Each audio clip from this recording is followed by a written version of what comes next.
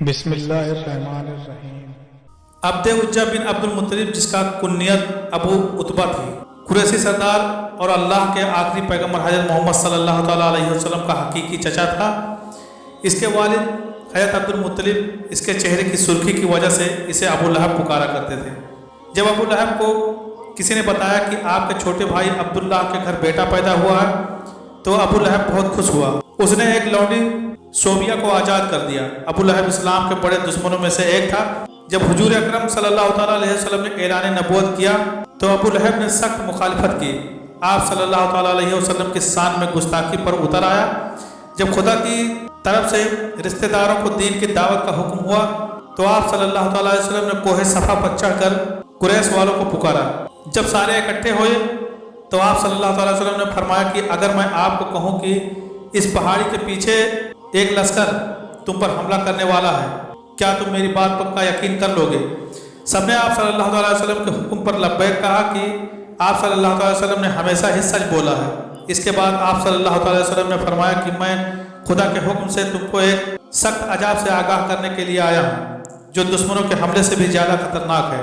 جب آپ صلی اللہ تعالیٰ علیہ وسلم نے یہ الفاظ فرمائے تو ابو لہب نے آپ صلی اللہ تعالیٰ علیہ وسلم کی مخالفت کرتے ہوئے کہا، غارت ہو تم پر، نعوذ باللہ، تو نے ہم کو اس لیے بلایا ہے۔ اس پر سورہ لہب نازل ہوئی۔ جب رسول اکرم صلی اللہ تعالیٰ علیہ وسلم پیغام خدا دیتے تو ابو لہب آپ صلی اللہ تعالیٰ علیہ وسلم کو برا بھلا کہنے لگ جاتا کہ یہ تو جھوٹا ہے جو اپنے آبا و اجداد کے دین کو چھوڑ کر اپنا جھوٹا دین پھیلا رہا ہے۔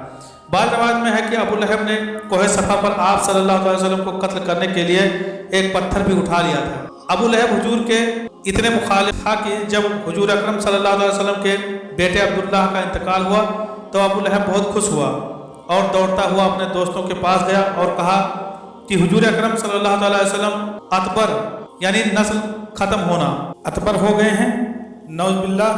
ایام حج میں بھی ابو لہب آپ صلی اللہ تعالیٰ علیہ وسلم کے پیچھے لگا رہتا تھا، یہاں تک کہ وہ آپ صلی اللہ تعالیٰ علیہ وسلم کو پتھر مارتا تھا جس سے آپ صلی اللہ تعالیٰ علیہ وسلم کی ایڑیاں خون سے تر ہو جاتی تھیں۔ قرآن پاک میں بدبختہ ابو لہب کی موت کے بارے میں سخت الفاظ بیان کیے گئے ہیں جو کہ حرف بہ حرف پورے ہوئے۔ وہ بہت جلت کی موت مرا۔ ابو لہب بہت مالدار تھا۔ جب اس کو خدا کے عذاب سے ڈرایا جاتا تھا تو کہتا تھا اگر حضور صلی اللہ علیہ وسلم کی بات سچ ہے تو آخرت کے دن مال و اولاد کا نذرانہ دے کر عذاب سے چھوٹ جاؤں گا۔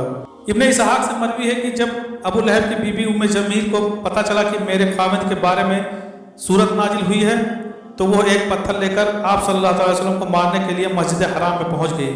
مسجد حرام میں حضرت محمد صلی اللہ علیہ وسلم اپنے پیارے ساتھی حضرت ابو بکر صدیق رضی اللہ تعالیٰ عنہ کے ساتھ آرام فرما رہے تھے تو اللہ تبارک تعالیٰ نے ام جمیل کی نظروں پر ایسا پردہ ڈالا کہ اس کو صرف ابو بکر ہی نظر آئے۔ اس نے پوچھا کہ مجھے معلوم ہے کہ حضرت محمد صلی اللہ علیہ وسلم میری مذمت و رجوع کرتے ہیں، خدا کی قسم اگر محمد صلی اللہ علیہ وسلم میرے سامنے ہوتے تو میں اس کو پتھر مارتی۔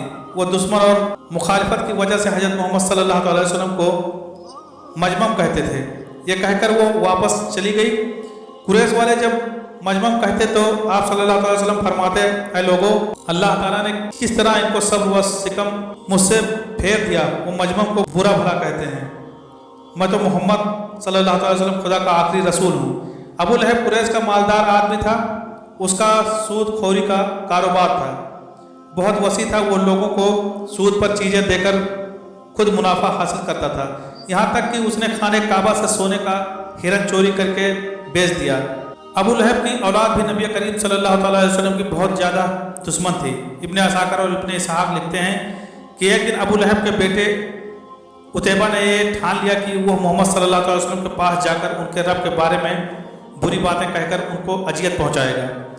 عتیبہ بدبخت نبی کریم صلی اللہ علیہ وسلم کے پاس آیا اور بہت سخت کلامی کی اور سب بڑا جرم یہ کیا کہ چہرے انور کی طرف تھوکا، مگر وہ ناپاک تھوک وجہ اطہر پہ گرنے کے بجائے دور جا کر گرا۔ اس کی گستاخی پر حضور اکرم صلی اللہ علیہ وسلم نے دعا مانگی، اے اللہ اس پر اپنے کتوں میں سے کسی کتے کو مسلط کر دے۔ عتبہ اپنے خیال میں بڑا کارنامہ سر انجام دے کر اپنے باپ کے پاس آ گیا۔ ابو لہب نے پوچھا، پیارے بیٹے تو نے اسے کیا کہا؟ اس نے بتایا کہ میں نے یہ اور یہ کہا۔ اس نے پوچھا، اس پر محمد صلی اللہ علیہ وسلم نے کیا کہا؟ عتبہ نے بتایا کہ انہوں نے یہ بددعا دی ہے۔ یہ سنتے ہی ابو لہب کا رنگ سرخ ہو گیا کیونکہ وہ جانتا تھا کہ محمد صلی اللہ علیہ وسلم کی کوئی بھی دعا ایسی نہیں جو قبول نہ ہو۔ اب وہ پل پل اپنے بیٹے کا خیال رکھتا۔ ابو لہب ایک دفعہ ایک قافلے کے ساتھ شام روانہ ہوا اور راستے میں ایک جنگل میں گرجا گھر میں انہیں پڑاؤ کرنا پڑا۔ جنگل میں خوفناک جانوروں کا خطرہ تھا، تو ابو لہب کو بار بار حضرت محمد صلی اللہ علیہ وسلم کی بد دعا یاد آ رہی تھی۔ ابو لہب نے قافلے والوں سے کہا کہ چونکہ تم لوگوں پر میرے بہت احسانات ہیں تو میں تم سے ان کا بدلہ یہی چاہتا ہوں کہ آج رات میرے بیٹے عتیبہ کی حفاظت کی جائے۔ بس تم سارا سامان اس گرجا گھر کے صحن میں جمع کر دو اور اس کے اوپر میرے بیٹے کا بستر لگا دو، پھر اس سامان کے ارد گرد تم سب سو جاؤ۔ حبار کہتے ہیں کہ ہم نے ایسا ہی کیا۔ رات جب سو گئے تو جنگل سے شیر آیا، ہم سب کے چہروں کو اس نے سونگھا مگر کسی کو کچھ نہ کہا، پھر سامان کے بلند ڈھیر پر چڑھ گیا، عتیبہ کے چہرے کو سونگھا اور اسے چیر پھاڑ دیا۔ ابو لہب کا برا حال تھا اور وہ کہتے جا رہا تھا، میں جانتا تھا کہ میرا بیٹا محمد کی بد دعا سے کبھی نہیں بچ سکے گا۔ ناظرین گرامی، ابو لہب اسے بیٹے عتیبہ اور اس کی بیوی کا انجام انتہائی دردناک اور عبرتناک ہوا، کیونکہ اللہ پاک نے سورہ لہب میں پہلے ہی ان کے لیے عذاب کا فیصلہ سنا دیا تھا۔ ابو لہب چیچک کی بیماری میں مبتلا ہوا اور کل سڑ کر مر گیا۔ روایت ہے کہ اس کو ایک ریسے دار دانہ نکلا جو پھٹا تو پھر اس سے مزید دانے نکل آئے۔ اب ان دونوں کی جب بدبو پھیل گئی، اولاد اور بیوی نے یہ فیصلہ کیا کہ ان کو اپنے گھر سے کسی ویران کھنڈر میں منتقل کر دیں تاکہ یہ بیماری کسی میں منتقل نہ ہو۔ اسی بیماری، بدبو اور اذیت میں 7 دن رہنے کے بعد ابو لہب جہنم واصل ہوا اور اس کی لاش 3 دن تک پڑی رہی۔ کوئی اس کے قریب نہ بھٹکتا تھا، لوگوں کو ڈر تھا کہ جو قریب جائے گا اسے چھوت کی وہی بیماری لگ جائے گی جس سے وہ مرا ہے۔ جب بدبو پھیل گئی تو لوگوں نے اس کے اہل و عیال کو آر دلائی۔ اس پر انہوں نے ان تانوں سے تنگ آ کر کچھ حبشیوں کو اجرت دے کر لاش اٹھوائی، جنہوں نے اسے لمبی لکڑیوں پر رکھ کر ایک گڑھے میں پھینکا اور اوپر سے دور کھڑے ہو کر یوں پتھر پھینکے جیسے اسے رجم کیا جا رہا ہو۔ اس کی بیوی جو ام جمیل کے نام سے معروف تھی، ابو سفیان کی بہن تھی، اس کا نام عروہ بنت حرب تھا، وہ بھی ایڑیاں رگڑ رگڑ کر مری اور اللہ تعالیٰ نے ارشاد فرمایا اس کی گردن میں موج کی رسی ڈال کر اسے جہنم میں پھینکا گیا ہے۔ وہ اپنے قیمتی ہار پر فخر کیا کرتی تھی اور ڈینگیں مارتی تھی کہ میں یہ قیمتی ہار بیچ کر محمد کی مخالفت میں لگا دوں گی۔